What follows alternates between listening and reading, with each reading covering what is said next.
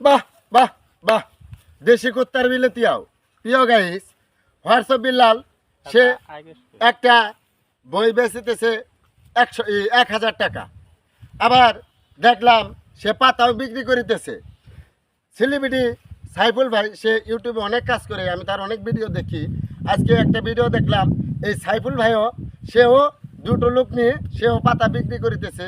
সে বলিতেছে যে এই হোয়াটসঅ্যাপ বিল্লাল সে পাতা বিক্রি করিতেছে, আমিও পাতা বিক্রি করব।